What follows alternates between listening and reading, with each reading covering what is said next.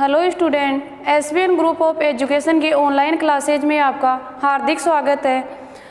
पिछला टॉपिक हमने part first में पढ़ा था पर्यावरण का परिचय, उसका अर्थ, उसकी परिभाषाएं अनेक विद्वानों के अनुसार। आज हमारा पार्ट सेकंड चल रहा है, उसमें हम पर्यावरण के तत्वों के बारे में जानकारी करेंगे कि पर्यावरण के तत्व कौन कौन से होते हैं जिनसे कि पर्यावरण मनुष्य जीवन को प्रभावित करती है और मनुष्य जीवन इससे प्रभावित होता है, या हमारे पर्यावरण में कौन कौन सी चीज़ें हैं जो हमें लाभदायक होती है और कौन कौन सी चीज़ें हैं जो हमें हानि पहुंचाती है। तो पार्ट सेकंड में आज हम पढ़ेंगे पर्यावरण के तत्व। पर्यावरण के तत्व कई विद्वानों ने अलग अलग प्रकार के बताए हैं, लेकिन सामान्य तौर पर 6 प्रकार हम मानते हैं पर्यावरण के। पहला होता है स्थिति। स्थिति में समुद्र की स्थिति आ जाती है, हमारे जो इसमें ज्यामितीय स्थिति आ जाती है जिसमें अक्षांतर देशांतर रेखाओं का, या समुद्रों पर जो ऐसे ऐसे व्यवसाय विकसित होते हैं उनसे आ जाती है। दूसरा आता है उच्चावच। पहले तत्व आ गया हमारा स्थिति।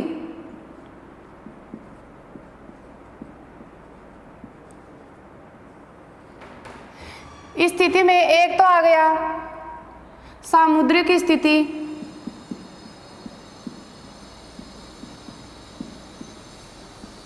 सामुद्रिक स्थिति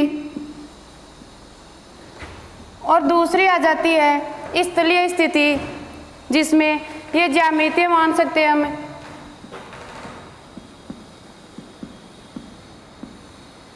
ज्यामितीय स्थिति। अब सामुद्रिक स्थिति में हमें समुद्र के आसपास का क्षेत्र या उनसे जो जिन देशों में जो जो स्थितियां उनकी लागू होती है, जैसे इसमें अब सामुद्रिक स्थिति के 4 पार्ट हैं। पहला है प्रायद्वीपीय स्थिति। प्रायद्वीपीय स्थिति। दूसरा आ गया महाद्वीपीय स्थिति।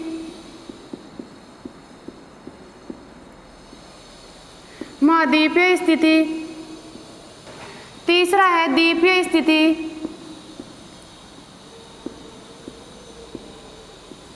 और इसका चौथा भाग आ गया तटीय स्थिति।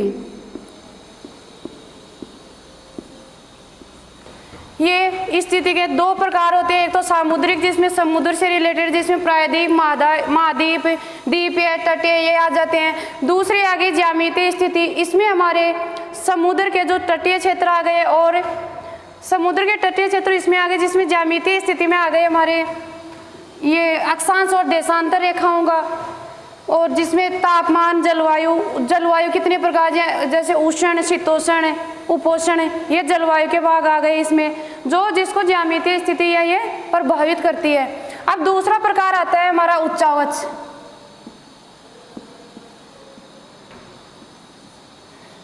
तीसरा है पर्यावरण के तत्व में तीसरी है जलवायु। पर्यावरण के पारिस्थितिकी में जलवायु, उच्चावच ये सभी हमें घटक प्रभावित करते हैं। अगली है प्राकृतिक वनस्पति।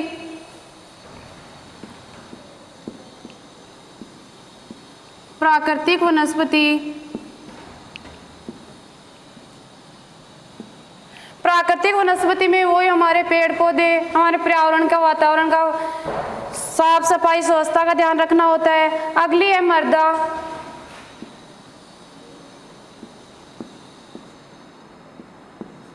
और लास्ट स्थिति आएगी इसमें जल राशि। क्यों? ये सारे पर्यावरण से रिलेटेड सारे तत्व आ गए, इसमें है जल राशि।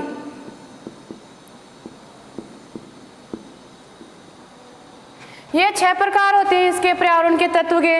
आज हम करेंगे स्थिति के बारे में चर्चा। और एक है पर्यावरण अनेक तत्वों के समूह का नाम है। पर्यावरण अनेक तत्वों के समूह का नाम है तथा प्रत्येक तत्व ही पारिस्थितिक के तत्व है। प्रत्येक तत्व ही। तो इसमें क्या होता है स्थिति में कि एक होता है, एक विद्वान थे डोबेनमीर। डोबेनमीर ने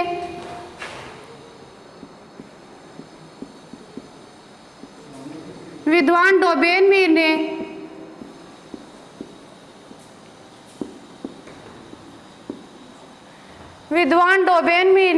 1959 में पर्यावरण के 7 तत्व बताए। 1959 में पर्यावरण के 7 तत्व बताए। सामान्य तौर पर हम यही मानते हैं इसके पर्यावरण के तत्व। बाकी कुछ विद्वानों ने, जिसमें एक डोबेनमीर का नाम है, जिन्होंने 259 में पर्यावरण के 7 तत्व बताए। उन 7 तत्वों में उन्होंने क्या क्या किया कि उन्होंने पर्यावरण को एक परिस्थिति का मूल घटक बताया कि ये पर्यावरण एक पारिस्थितिकी तंत्र का ही मूल घटक है। और इसमें 7 तत्व उन्होंने बताए: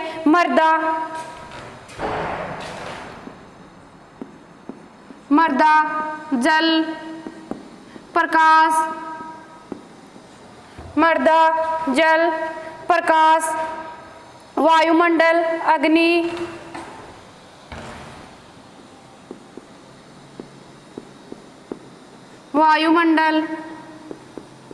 अग्नि, जैविक तत्व।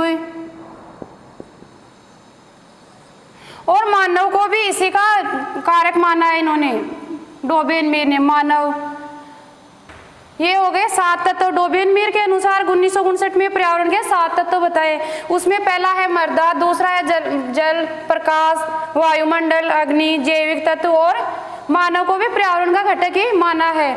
अब इन्होंने मानव व अन्य जीव जंतुओं को भी उन्होंने पर्यावरण और पारिस्थितिकी तंत्र में ही शामिल कर दिया। अब पढ़ेंगे हम स्थिति के बारे में विस्तार से। स्थिति के बारे में हम विस्तार से पढ़ेंगे कि स्थिति में क्या क्या, कौन कौन सी चीजें आती हैं, इसमें किन किन घटकों को सम्मिलित किया जाता है। तो यह स्थिति एक ऐसा कारक है, स्थिति एक ऐसा कारक है जो किसी क्षेत्र विशेष के पर्यावरण का द्योतक है। स्थिति एक ऐसा कारक है जो किसी क्षेत्र विशेष का पर्यावरण का द्योतक है तथा इसमें स्थिति को ज्यामितीय और निकटवर्ती क्षेत्रों में, ज्यामितीय उसमें अक्षांश और देशांतर रेखाओं से संबंधित सारे वो आगे जो हम आगे पढ़ेंगे, इसमें ज्यामितीय और निकटवर्ती क्षेत्रों के संदर्भ की स्थिति के रूप को व्यक्त करता है। तो इसमें आ गया हमारा ज्यामितीय और सामुद्रिक स्थिति और स्थलीय स्थिति। अब ज्यामितीय का अर्थ पढ़ते हैं हम। ज्यामितीय किसे कहते हैं?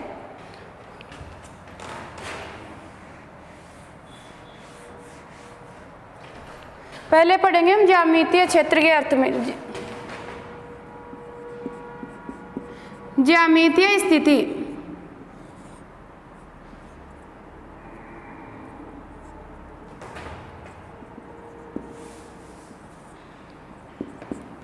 ज्यामितीय स्थिति अक्षांश और देशांतर के संदर्भ में, ज्यामितीय स्थिति अक्षांश और देशांतर के संदर्भ में स्थिति जिसके द्वारा संपूर्ण पृथ्वी के संदर्भ में स्थान विशेष का ज्ञान हो जाता है। जिसके संदर्भ में संपूर्ण पृथ्वी के स्थान विशेष का ज्ञान हो जाता है। इसमें क्या है? अक्षांश और देशांतर रेखाओं के में स्थिति,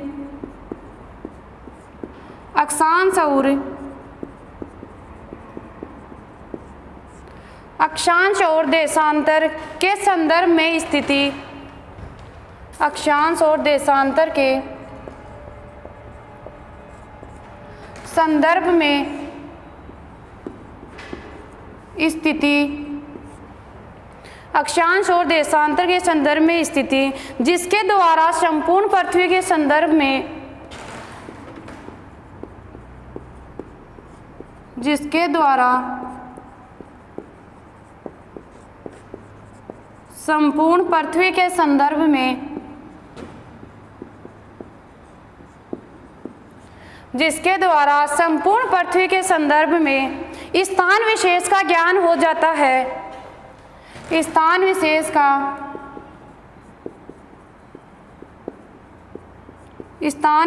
का ज्ञान हो जाता है।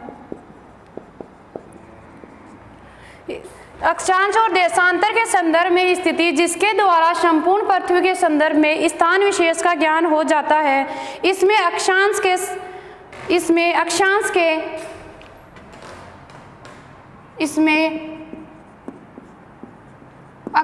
में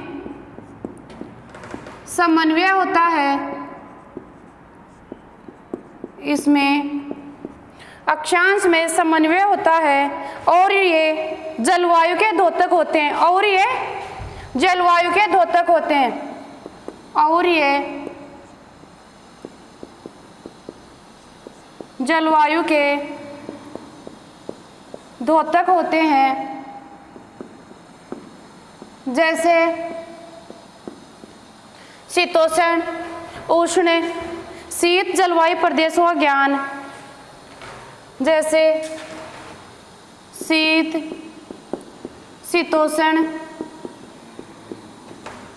उष्ण जलवायु का ज्ञान। तुरंत अक्षांशीय स्थिति से हो जाता है, अक्षांशीय स्थिति से हो जाता है।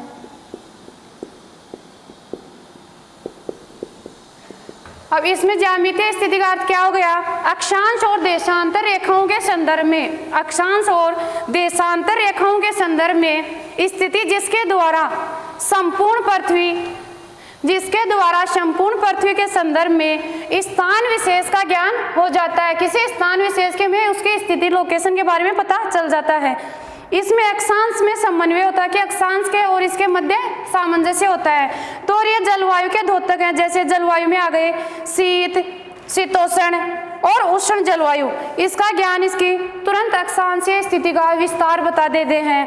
अब आगे इसमें पढ़ेंगे हम ये महाद्वीपीय स्थिति, सामुद्रिक स्थिति। सामुद्रिक स्थिति में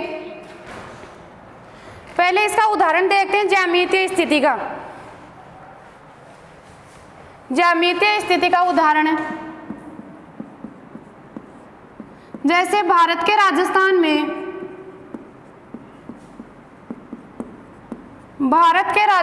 में स्थिति होती है 23 डिग्री 3 मिनट से 23 डिग्री 3 मिनट से 30 डिग्री 12 उत्तरी अक्षांश, 30 डिग्री 12 मिनट उत्तरी अक्षांश।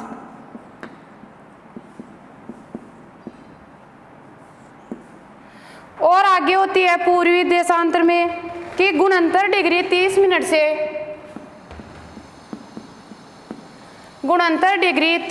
से 78 डिग्री 17 मिनट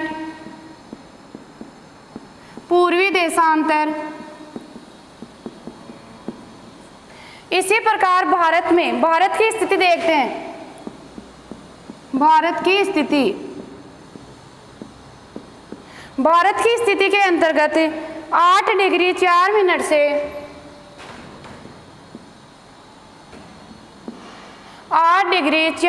से 37 डिग्री 6 मिनट उत्तरी अक्षांश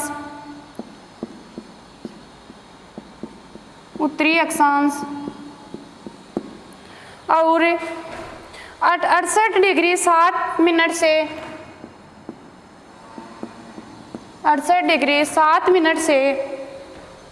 97 डिग्री 25 मिनट पूर्वी देशांतर।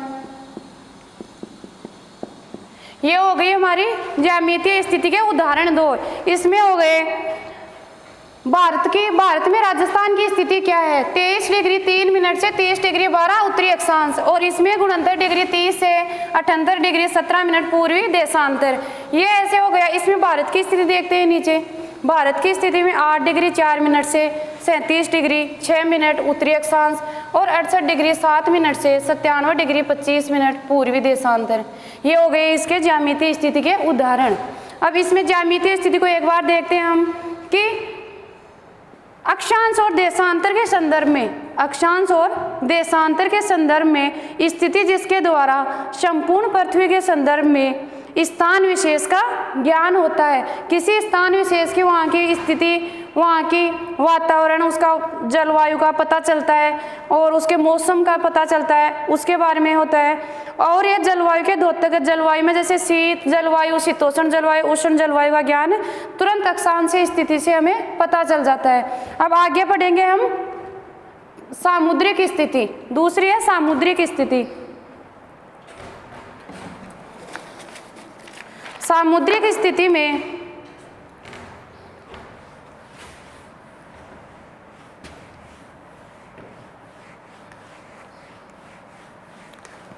सामुद्रिक स्थिति के 4 भागों में विभाजित किया गया है। उसमें पहला है प्रायद्वीपीय, दूसरा है महाद्वीपीय, तीसरा है द्वीपीय और चौथा है तटीय स्थिति।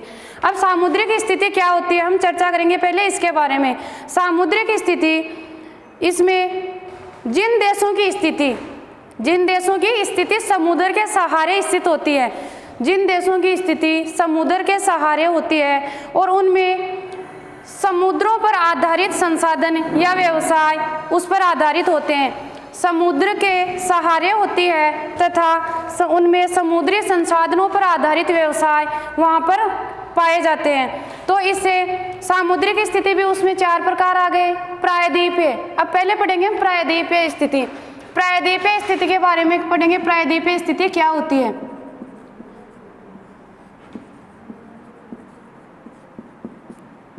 प्रायद्वीपीय स्थिति उसे कहते हैं कि ऐसी स्थिति जो तीनों ओर से समुद्र से घिरी हुई होती है, ऐसी स्थिति जो तीनों ओर से समुद्र से घिरा हुआ होता है तथा वहाँ पर आर्थिक विकास भी तेजी से होता है।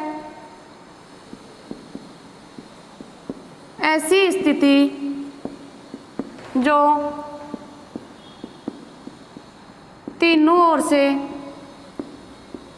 समुद्र से घिरे हुए होती है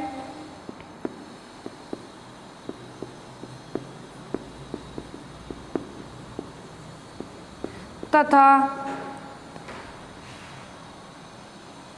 वहाँ की आर्थिक स्थिति मजबूत होती है, क्योंकि वहाँ पर व्यवसाय के साधन, व्यवसाय के संसाधन अत्यधिक मात्रा में उपलब्ध होते हैं, अत्यधिक मात्रा में उपलब्ध होते हैं। इसके अंतर्गत कौन कौन से देश आते हैं? इसके अंतर्गत भारत, सऊदी अरब, स्पेन, इटली, भारत, सऊदी अरब, स्पेन, इटली आदि देश इसके अंतर्गत आते हैं। इसमें क्या हो गया कि ऐसी स्थिति जो तीनों ओर से समुद्र से घिरी हुई होती है उसे हम प्रायद्वीपीय स्थिति कहते हैं तथा वहाँ की आर्थिक स्थिति मजबूत होती है, क्योंकि वहाँ पर समुद्र के किनारे आवागमन के साधन होंगे और वहाँ पर अनेक प्रकार के धंधे या व्यवसाय प्रचलित होंगे, वहाँ पर संसाधनों की मात्रा अधिक होगी। इसी प्रकार वहाँ के आर्थिक विकास में भी वृद्धि होगी, वहाँ का आर्थिक विकास भी वृद्धि बढ़ता जाएगा। अब अगला है महाद्वीपीय स्थिति। महाद्वीपीय स्थिति के बारे में चर्चा करते हैं हम।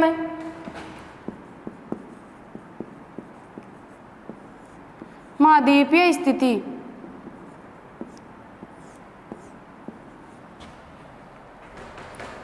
महाद्वीपीय स्थिति के अंतर्गत सामुद्रिक प्रभाव से दूर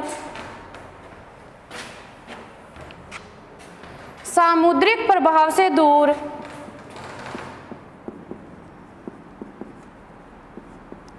सामुद्रिक प्रभाव से दूर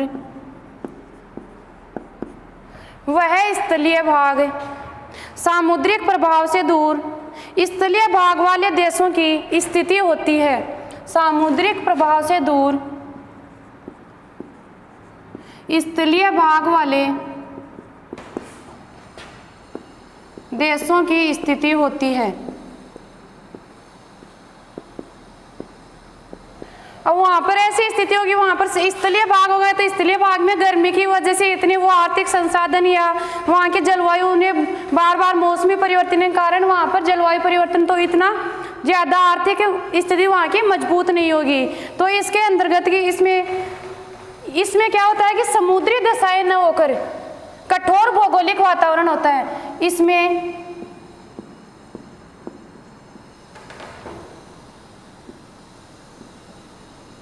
सामुद्रिक दशाएं न होकर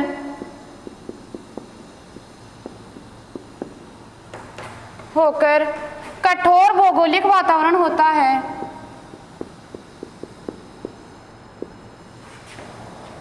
कठोर भौगोलिक वातावरण होता है तो यहाँ की आर्थिक दशा क्या होगी, प्रभावित होगी, क्योंकि यहाँ पर कठोर भौगोलिक वातावरण, सामुद्रिक दशा है तो इसमें जलवायु का ज़्यादा प्रभाव पड़ जाएगा। तो इसमें यह आर्थिक दृष्टि से इतना सुगम नहीं होता है, इसमें विदेशी व्यापार को भी गति में नहीं मिल पाती है। महाद्वीपीय स्थिति में क्या होता है, विदेशी व्यापार को भी गति नहीं मिल पाती है, गति नहीं मिल पाती है।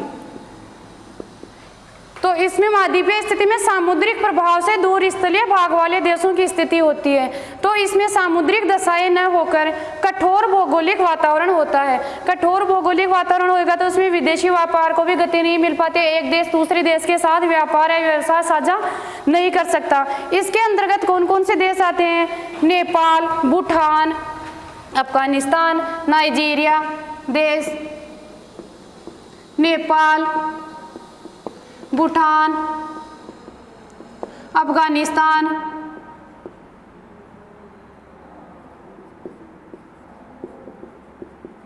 नाइजीरिया,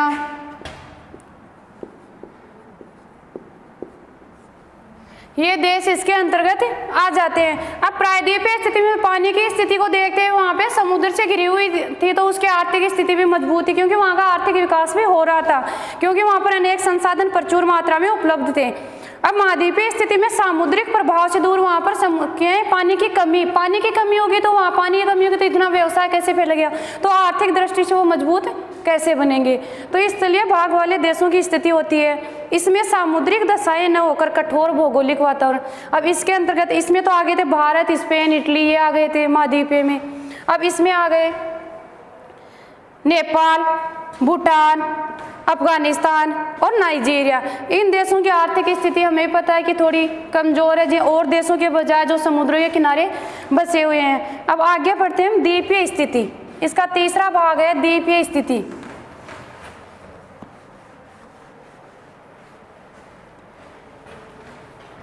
द्वीपीय स्थिति के अंतर्गत जो ऐसा भूभाग जहां जो चारों ओर से पानी से घिरा हुआ हो, द्वीपीय स्थिति तीसरा, ऐसा भूभाग जो चारों ओर से पानी से घिरा हुआ हो तो उसे द्वीपीय स्थिति कहते हैं। तो इसे आर्थिक दृष्टि से यह इसलिए सुगम होता है क्योंकि इसमें व्यापारिक भागों के लिए, व्यापारिक देशों के लिए सुगमता होती है। तो इसमें क्या आ जाएगा, ऐसा भूभाग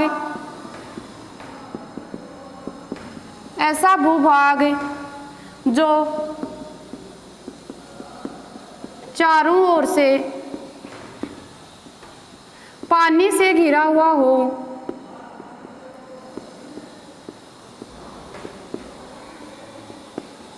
ऐसा भूभाग जो चारों ओर से पानी से घिरा हुआ हो तो उसे द्वीपीय स्थिति कहते हैं।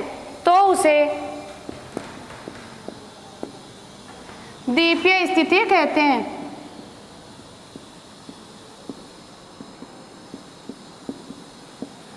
द्वीपीय स्थिति कहते हैं। तो ऐसे ये है आर्थिक दृष्टि से इसलिए सुगम होता है क्योंकि यहाँ पर व्यापारिक उद्योगों के लिए सुगमता रहती है। अब इसके आगे हम पढ़ते हैं तटीय स्थिति। तटीय स्थिति, अब द्वीपीय स्थिति के अंतर्गत कौन कौन से देश आ जाएंगे, उसमें Japan, Sri Lanka, New Zealand, Japan, Sri Lanka, New Zealand आदि देश इसके द्वीपीय स्थिति के अंतर्गत आ जाते हैं। अब आ गया तटीय स्थिति। तटीय स्थिति, यदि किसी देश की सीमा समुद्र को छूती है तो इस क्षेत्र में, यदि किसी देश की सीमा समुद्र को छूती है तो ऐसी स्थिति में इस क्षेत्र के सामुद्रिक संसाधनों के साथ साथ व्यापारिक मार्गों को भी लाभ मिलता है। इसमें क्या होता है, तटीय में ऐसी स्थिति जो सामुद्रिक के साथ साथ समुद्री क्षेत्रों के साथ साथ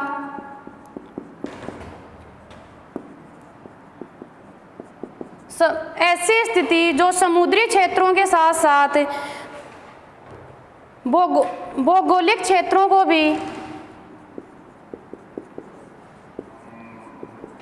भौगोलिक क्षेत्रों की सीमा को छूती है,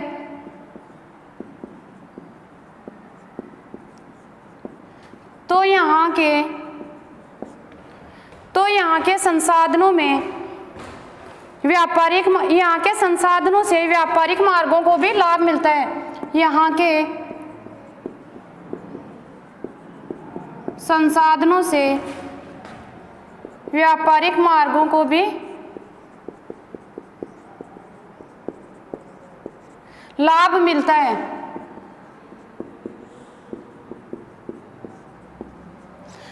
ऐसी स्थिति समुद्री क्षेत्रों के साथ साथ भौगोलिक क्षेत्रों की सीमा को छूती है और यहाँ के संसाधनों को व्यापारिक मार्गों का भी लाभ मिलता है। अब इसके अंतर्गत कौन कौन से देश आ जाते हैं?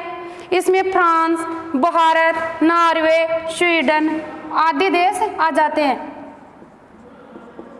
France, Norway, Bharat,